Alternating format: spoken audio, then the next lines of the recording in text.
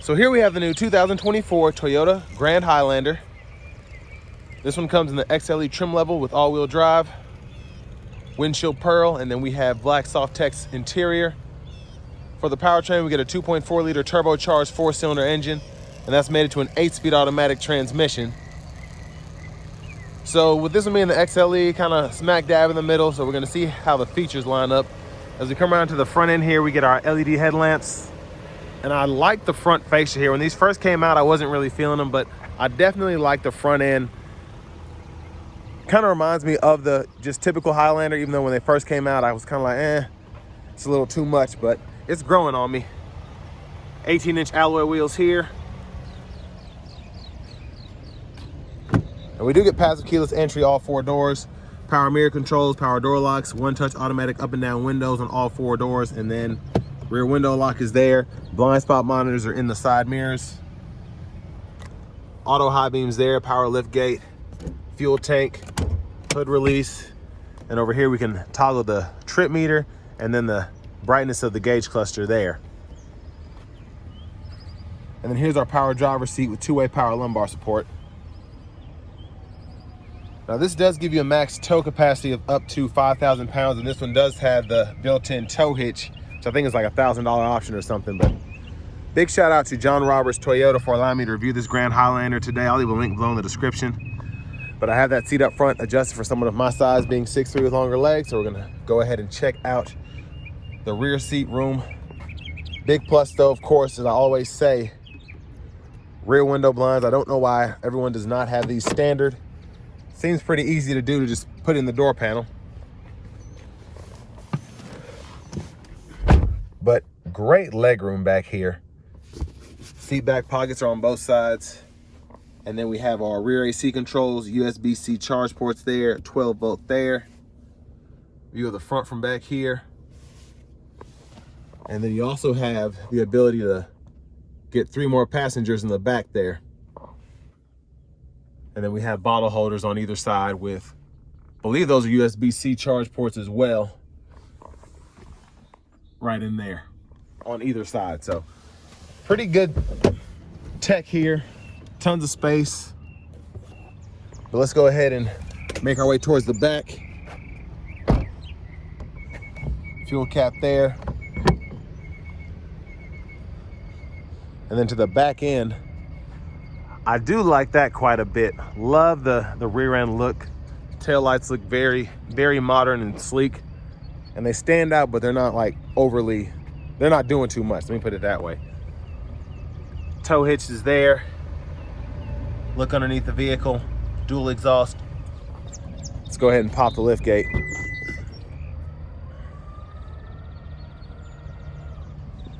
So as you can see, even behind the third row, very good space. With this being the Grand Highlander, you do have more space behind that third row as opposed to your typical Highlander. And then pretty easy to pull the seats up. And then you have several different ways that you can actually adjust them depending on what your third row passengers want. So I do like that.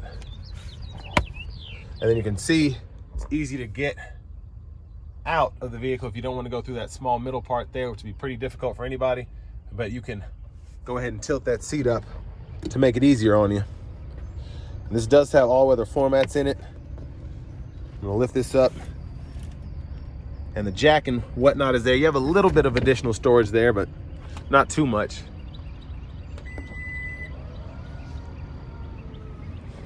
Now as we come around to the rear passenger side, fold up here. You can slide that seat up.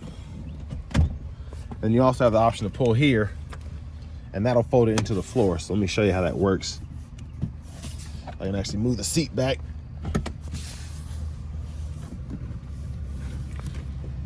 There it is. So here is how you slide the seat back and forth. This is how you actually tumble the seat. So it's just, you gotta have 2 hands to do it because you gotta hold it still from sliding, and then it'll fold flat into the floor. And then this one, stickers for $48,432. The tint on the window is kind of hard to see the rest of the window sticker. And then our power front passenger seats right there. I like these side pockets here. Lockable glove compartment, additional storage pocket there, USB-C charge port.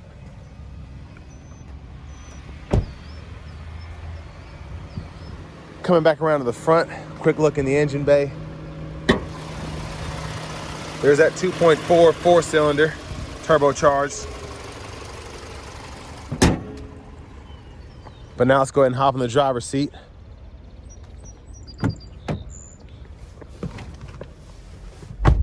So nice leather wrap steering wheel here. That feels very nice. There's the horn. Over here to the screen, we have the option to either have the subscription for the navigation. You have your audio. So you have AM, FM, XM, and then you have Bluetooth as well as Apple Music, Amazon Music. But you also have wireless Apple CarPlay and then Android Auto as well. But I like the system in these Toyotas just because I feel like it's a nice looking screen, everything pretty in terms of the graphics, but not too much going on. So pretty easy to find what you need. Language and units right there. Wi-Fi hotspot and all this other stuff that you wouldn't normally use is in there too. But basically Bluetooth is here for your connections and whatnot. And then your general settings are there. So just an easy system to use. Backup cameras there, guidelines follow you as you turn the steering wheel. And several different things that you can do from in there. So you can hit that button and that cleans your camera for you, which is actually pretty nice.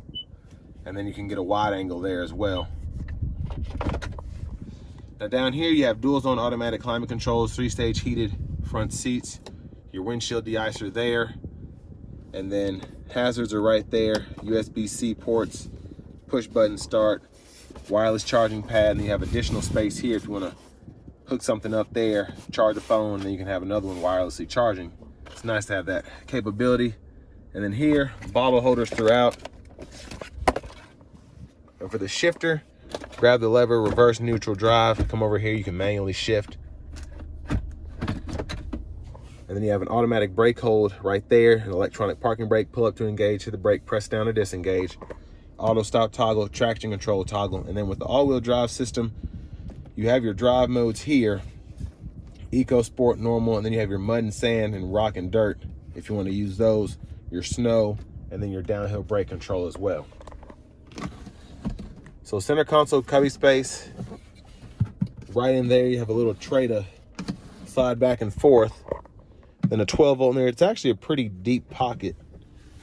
So the only issue is not really a way to open it without going through this middle part here. That's interesting because all this is kind of integrated in here. Look at the back seat from up here. Lights are there. Sunglasses holder. This one does have the garage door transmitter integrated in the rear view mirror. Vanity mirrors there. And then back to the steering wheel. Stalk on the left side, blinkers, high beams, flash, and then just typical headlight controls. Pretty easy to use. And then over here we have our intermittent wiper. So one time off, intermittent low, high. We can adjust that intermittent frequency here. Rear wiper is here. And then push back for the rear wiper fluid, pull up for the front wiper fluid. Now to this side, volume controls, voice recognition, and then we can go through our gauge cluster here with these 4 arrows, the OK button, and this back button, and then the Bluetooth button is there. But pretty easy to go through everything. There's a lot you can actually do here. And most of it's done here through the settings if you want to configure certain things. So a lot to fool with. Again, hit this mode button to go through your sources for audio. Use this to go through your track list or radio station presets. And then you also have the option to use all of your safety sense features here. So you can turn the adaptive cruise on, click it again to turn the standard cruise on. And then you have your lane keep system, lane centering. And I'll show you how all that works here because this is a pretty sophisticated system, but the gap adjust for that is here as well. Again, push button start. Finally, here's the key fob here, mostly wrapped in plastic.